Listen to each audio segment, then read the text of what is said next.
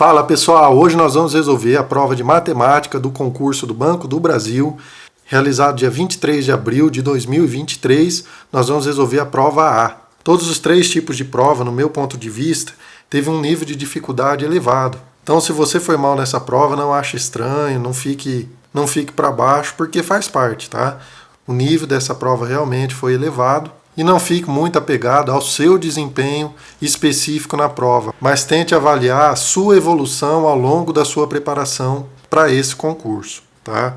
Pode ter certeza que antes da preparação desse concurso você estava num nível e agora você está num nível bem melhor que antes. E preparação para concurso é isso, né, pessoal? É importante a gente estar crescendo dia após dia, beleza? Então vamos lá, vamos para a nossa prova. Prova A, eu estou considerando o gabarito 1. Vamos para a nossa primeira questão de matemática, que é a questão 16. As 2.023 assertivas a seguir estão escritas em um caderno. Aí nós temos a assertiva 1. Só uma assertiva é falsa nesse caderno. 2. Só duas assertivas são falsas nesse caderno. 3. Só 3 assertivas são falsas nesse caderno. N. Só N assertivas são falsas nesse caderno. 2022. Só 2022 assertivas são falsas nesse caderno. E 2023. Só 2023 assertivas são falsas nesse caderno. Considerando-se essas 2.023 assertivas, o número de assertivas verdadeiras é... Vamos lá, galera. Essa questãozinha aqui é complicada para a gente entender, né? Ainda mais na hora da prova, na pressão, com pouco tempo. Realmente não é fácil resolver esse tipo de questão aqui na pressão da prova. Mas vamos lá, o que a gente tem que fazer aqui? Ó? A gente tem que começar analisando as nossas 3 primeiras afirmativas ou assertivas, tá? E perceber o comportamento dessas 3 assertivas para a gente poder tirar uma conclusão sobre as demais assertivas, tá? Então a assertiva 1 fala que só uma assertiva é falsa nesse caderno. E aí, a priori, nós temos duas hipóteses.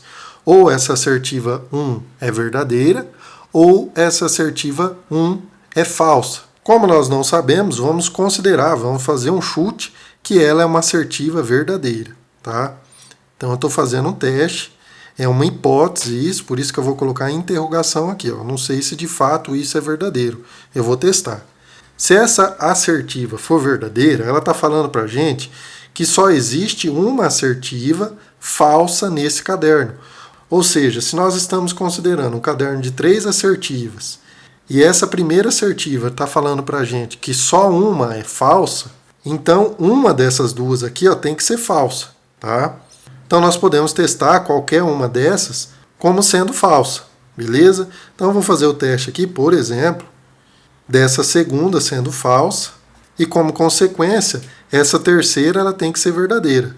Porque se só uma assertiva é falsa, e eu considerei que a segunda é a falsa, então necessariamente a terceira tem que ser verdadeira.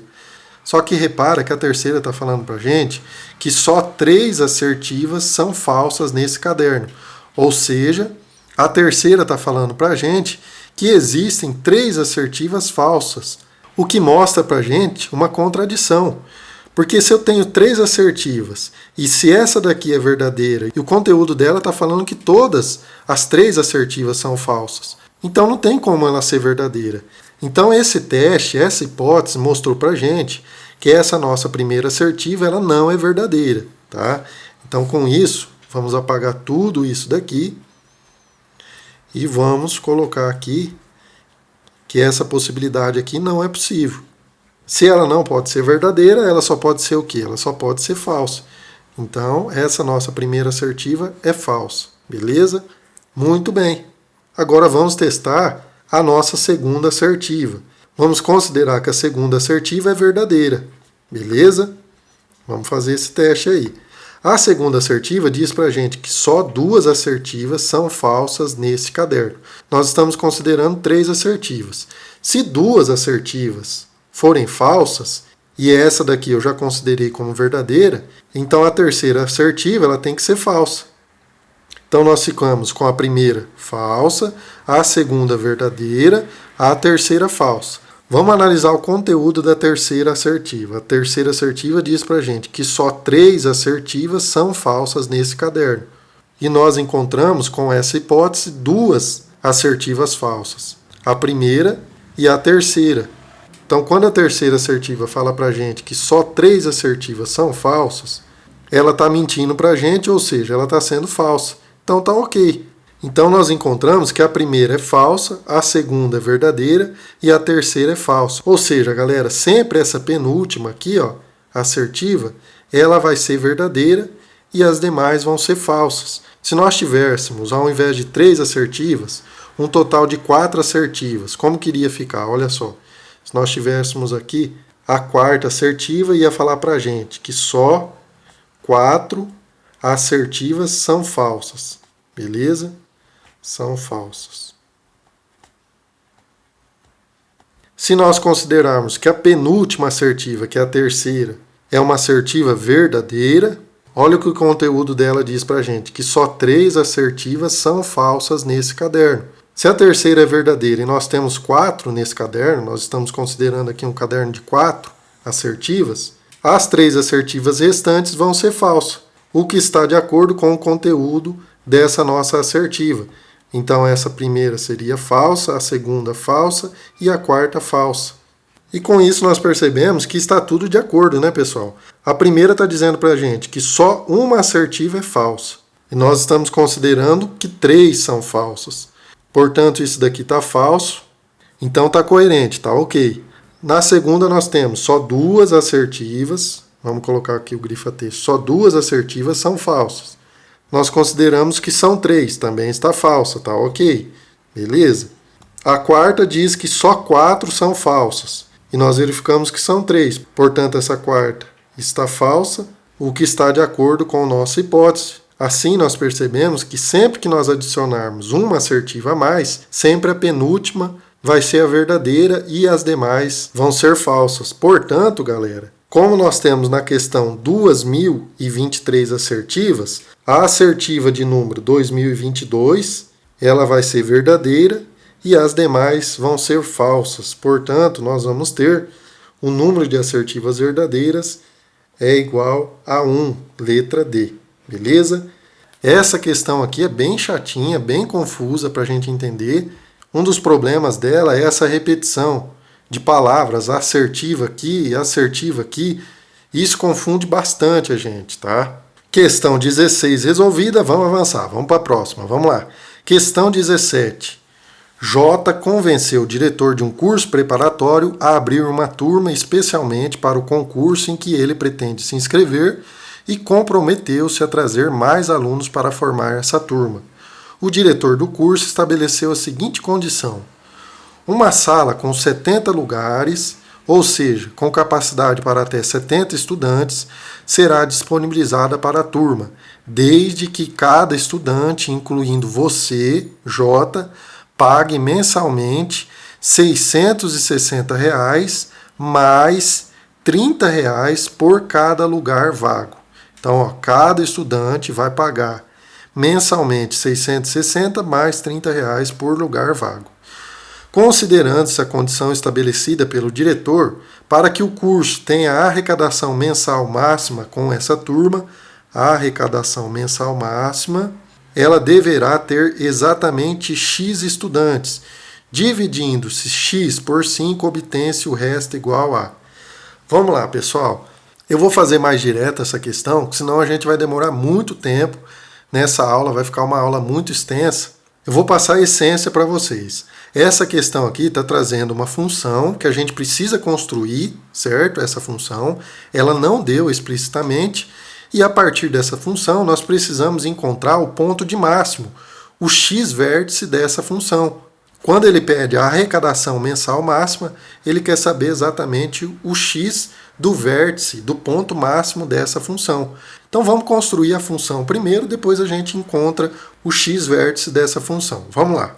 Quanto que cada estudante vai pagar mensalmente, pessoal? Vamos colocar aqui, ó. Cada estudante,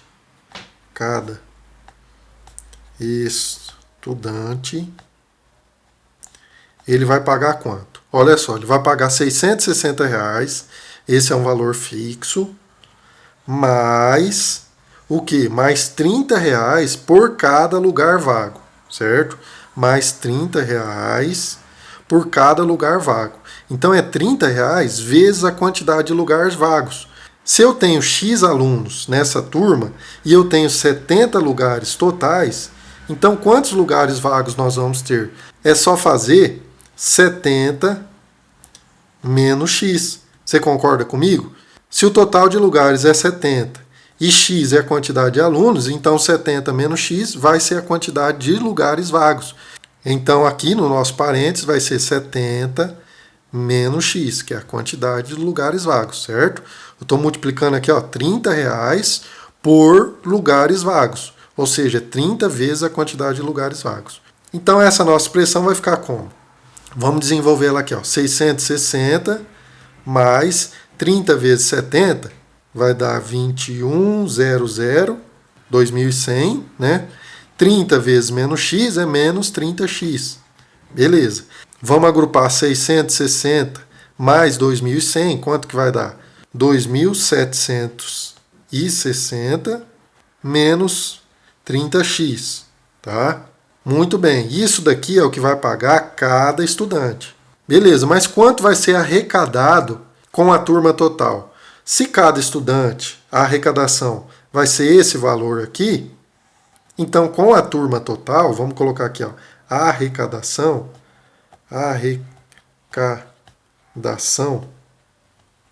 total mensal vai ser a quantidade de estudantes, que é X, multiplicado pelo valor que cada estudante vai pagar, que é essa expressão aqui que nós calculamos. Então vai ser X vezes tudo isso daí. 2.760 menos 30x. Beleza? Vamos aplicar a propriedade distributiva. X vezes 2.760 vai ficar 2.760x. X vezes menos 30x vai ser menos 30x quadrado. Beleza? Nós podemos reescrever essa expressão da seguinte forma. Menos 30x quadrado mais 2.760x. Beleza? Isso daqui, pessoal, mostra pra gente uma função quadrática do seguinte tipo. Nós temos aqui, ó, formado de uma função quadrática é ax quadrado mais bx mais c, certo? Quem que é o a aqui, ó? O a é o menos 30, que é o coeficiente que acompanha o x quadrado. Quem que é o b? O b é 2.760, que é o coeficiente do x. E quem que é o c, galera? É o zero, né? Aqui nós podemos colocar, ó, mais zero. Então identificamos todos os coeficientes. Agora nós calculamos o x vértice. Essa função vai ter a seguinte cara. Vai ser mais ou menos isso daqui, ó. Nós vamos ter aqui o eixo x, o eixo y. E como o termo que multiplica o x quadrado é negativo, a concavidade da nossa função vai ser para baixo. Então nós vamos ter um ponto de máximo aqui, ó, que vai me dar o x vértice e o y vértice, certo? E o que nós queremos encontrar é justamente esse cara aqui, ó, o x vértice. E tem a fórmula para a gente calcular o x vértice. Qual que é? X vértice é igual a menos b sobre 2a. Mas quem que é b, pessoal? B é 2.760, então vai ficar menos 2.760 sobre 2a. Quem que é a? A é menos 30. Então vai ficar 2 vezes menos 30. Beleza? Isso vai ser igual a quanto? Menos 2.760 dividido 2 vezes menos 30 vai ser menos 60. Esse zero a gente pode cancelar com esse. Menos dividido por menos vai ficar mais. Então isso daqui vai dar quanto? 276 dividido por 6 vai dar 46. Esse daqui é o x vértice. Ou seja, é a quantidade de alunos, ou melhor, de estudantes dessa turma que vai possibilitar uma arrecadação mensal máxima, tá? Mas a questão quer saber o que, galera? Quer saber o resto da divisão dessa quantidade, que é o x, por 5. Então é só fazer 46, vamos fazer aqui, ó, 46 dividido por 5 e achar o resto. 46 dividido por 5 vai dar 9, né? Porque 9 vezes 5 é 45. 46 menos 45 resta 1. Então o resto é 1, nosso gabarito letra B. Vamos para a próxima questão, vamos lá. Questão 18. A sequência dos primeiros 2.100 números inteiros positivos foi disposta em uma tabela da seguinte forma. Aí nós temos sequência do 1, 2, 3, 4, 5, 6. Aqui nós temos uma lacuna, depois começa uma outra lacuna, 7, 8, 9, 10, 11, 12 e por aí vai. Depois começa aqui na linha 3, 13, 14, 15, 16 e por aí vai, galera. O comando da questão diz pra gente, sendo assim, os números 1008 e 2023 estão escritos, respectivamente, nas seguintes colunas. Ou seja, ele quer saber em qual coluna dessa tabela o 1808 vai estar e o 2023 vai estar. Vamos lá, pessoal. Nós percebemos aqui que nós temos um padrão se repetindo. Que padrão que é esse? Nós temos aqui um bloco de duas linhas que elas se repetem, uma sequência de 12 números, certo? Nós temos aqui 1, 2, 3, 4, 5, 6 números. Na primeira linha, depois tem uma lacuna, 7, 8, 9, 10, 11, 12 números, terminando a segunda linha. E esse padrão vai se repetir em blocos de duas em duas linhas. E dentro de cada um desses blocos nós temos 12 números. 12 números. Aqui nós temos mais 12 números. Beleza? Então, para eu saber qual que é a coluna que um determinado número vai estar, é só eu dividir esse número por 12, eu vou saber quantos blocos completos desse, e o resto dessa divisão vai me dar a posição desse bloco nessas colunas e nessas linhas. Como assim, galera? Vamos fazer um teste aqui. Por exemplo, se eu pegar o número 22 e eu quero saber qual que vai ser a coluna que ele vai ocupar. Olha só, dividindo 22 por 12, o que nós vamos ter? 22 dividido por 12 vai dar 1, 1 vezes 12 é 12, 22 menos 12 vai dar 10.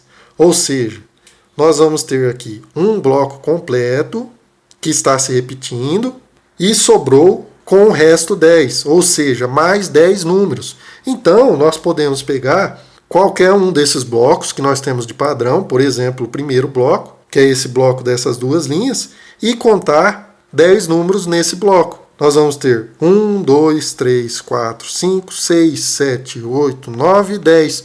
Ou seja, o número 22 vai ocupar a coluna 5. Olha aqui, de fato ele ocupa a coluna 5. E esse raciocínio se repete para qualquer número, galera. É só ter essa ideia de blocos de números. Então, com isso, agora nós conseguimos resolver. Só fazer. O primeiro número vai ser 1808.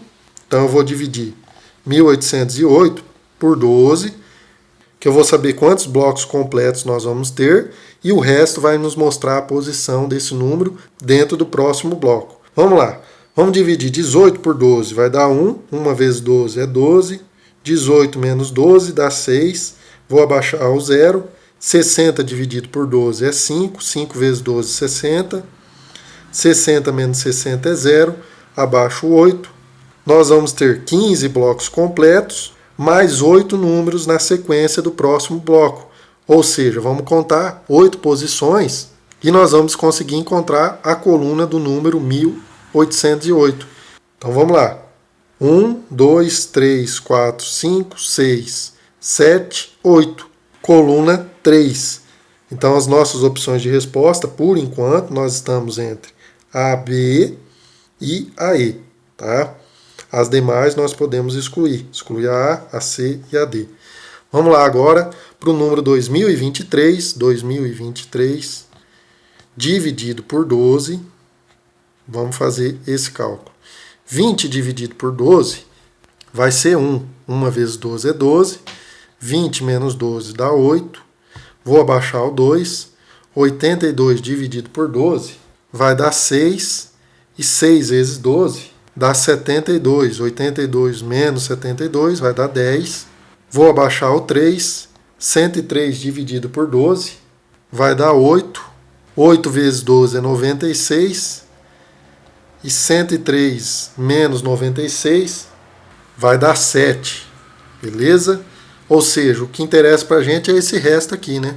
Que ele vai mostrar a nossa posição do número 2023, que é o que eu quero saber. Então nós percebemos aqui, que a sétima posição vai estar no número 7 aqui, né? Ou seja, coluna 2, então nosso gabarito letra E. Beleza? Bora avançar para a próxima questão, vamos lá. Questão 19, 3 novas agências de um banco estão sendo criadas e alguns poucos materiais ainda precisam ser comprados. A tabela a seguir mostra esses materiais e suas respectivas quantidades pedidas por cada uma dessas agências. Sabe-se que todos os armários são idênticos e têm o mesmo preço, o mesmo ocorrendo com as mesas e com as cadeiras. O custo total da compra do material para a agência Z em reais é... Essa questão aqui, galera, é uma questão que realmente judiou aqui. Para você ter a sacada que a banca queria ter, é difícil ter essa sacada em pouco tempo, ainda mais com a pressão da prova, tá? Então a banca Sesgran Rio realmente judiou da galera. Mas qual que é a sacada aqui? Aqui nós temos um sistema com 3 variáveis, né, que é a variável armário, mesa e cadeira, são 3 valores que nós não conhecemos, e nós temos 3 equações. Só que repara que está faltando um valor aqui, ó, para fechar a terceira equação, tá? O que eu estou querendo dizer é o seguinte, eu posso montar o seguinte sistema, ó, 4 vezes A, que é o valor do armário, tá? Eu vou chamar de A, o valor do armário, mais 7 vezes o valor da mesa, que eu vou chamar de M, mais 10 cadeiras, ou seja, mais 10 vezes o valor das cadeiras, que eu vou chamar de C. Isso daqui, pela nossa tabela, tem um custo de 7.500. Então você monta aqui a primeira equação. Segunda equação seria o quê? 1 vezes a quantidade de armário é 1A, mais 2 vezes a quantidade de mesa, 2M, mais 3 vezes o valor da cadeira, que é 3C. E isso daqui vai dar um custo de 2.080, né? Eu falei aqui quantidade da mesa, pessoal. Na realidade, o que eu quis dizer é o valor, né? Cada uma dessas letras representa o valor do armário, da mesa ou da cadeira. E aí nós teríamos a segunda equação e a terceira seria essa daqui, ó. 2A mais 2M mais 2C. E isso daqui igual eu não sei.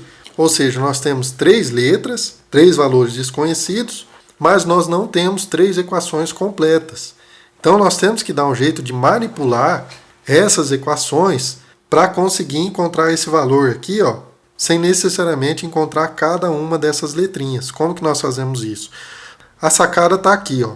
Você pode pegar, multiplicar toda essa nossa equação, a segunda equação. Nós multiplicamos ela por 3, então vai ficar assim, ó. 1A vezes 3 vai ficar 3A, mais 2M vezes 3 vai ficar 6M, mais 3C vezes 3 dá 9C, igual 2.080 vezes 3 vai ser 6.240.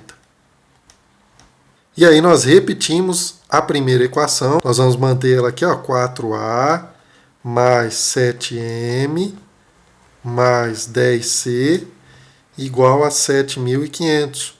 E aí nós fazemos uma subtração da primeira com a segunda.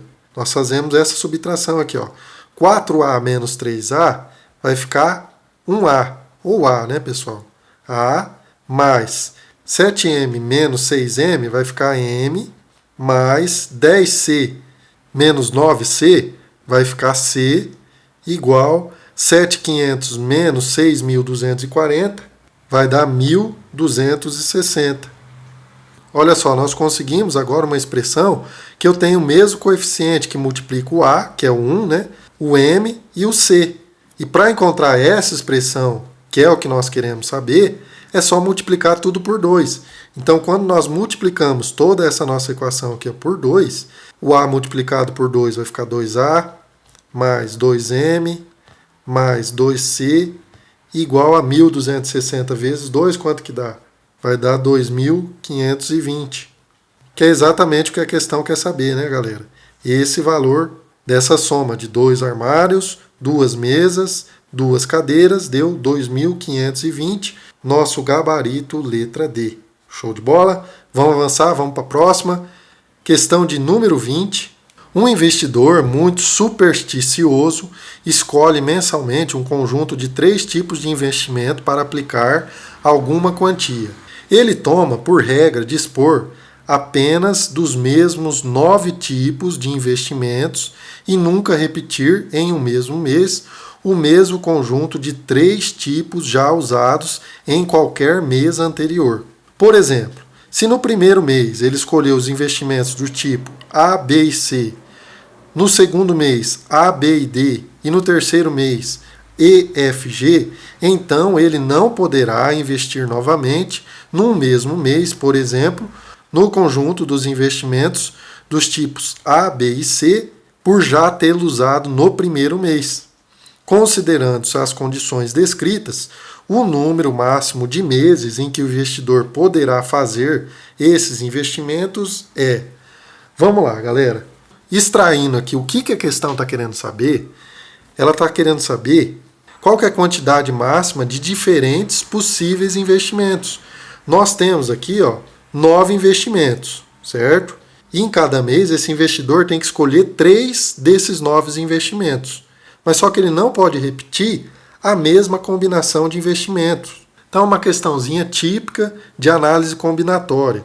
E falou em análise combinatória, nós temos que lembrar que arranjo e permutação, eles estão ligados à ideia de ordem, certo? Quando a ordem importa, e a combinação, a ordem não importa. Então a ordem não importa. E eu pergunto para vocês, pessoal, se esse investidor ele investiu, por exemplo, no investimento A, B e C, e em outro mês ele investiu no investimento C, B, A, eu pergunto para vocês, esses 2 investimentos aqui são diferentes ou iguais? São investimentos iguais, né, pessoal? Porque o que importa aqui é cada uma dessas escolhas. O investimento A, ele está aqui, mas está aqui também. O B está aqui e o C também. Ou seja, a ordem dessas escolhas não importa. Então nós estamos diante de um caso de combinação. Então nós vamos fazer uma combinação de 9 investimentos, 9 diferentes tipos de investimentos, e escolhidos 3 a 3. Ou seja, nós vamos fazer grupos, combinações de 3 a 3 desses 9 investimentos. Tá? Então uma combinação de 9 para 3, formulinha da combinação, é só fazer o 9 fatorial dividido por 3 fatorial vezes 9 menos 3 fatorial, que é 6 fatorial. Beleza? Então isso daqui vai ficar como? Vamos desenvolver o 9 fatorial até o 6 fatorial para a gente cancelar. Vai ser 9 vezes 8 vezes 7 vezes 6 fatorial dividido por... Vamos desenvolver o 3 fatorial. 3 fatorial é 3 vezes 2 vezes 1. O 6 fatorial, vamos manter o fatorial. Esse 6 fatorial eu posso cancelar com esse. O 3 nós simplificamos com o 9. 9 dividido por 3 vai ficar 3. Aqui fica 1. 8 dividido por 2 fica 4. 2 dividido por 2 fica 1. Então em cima vai ficar 3 vezes 4 vezes 7. O que dá 84. E embaixo fica 1 vezes 1 vezes 1. Nós nem precisamos colocar, né? Portanto, nosso gabarito letra A. Beleza? Pessoal, espero que eu tenha te ajudado de alguma forma, mostrando os principais pontos dessa prova do Banco do Brasil. E se você gostou desse vídeo, deixa o like, se inscreve no meu canal. Valeu, tamo junto, fique com Deus, forte abraço.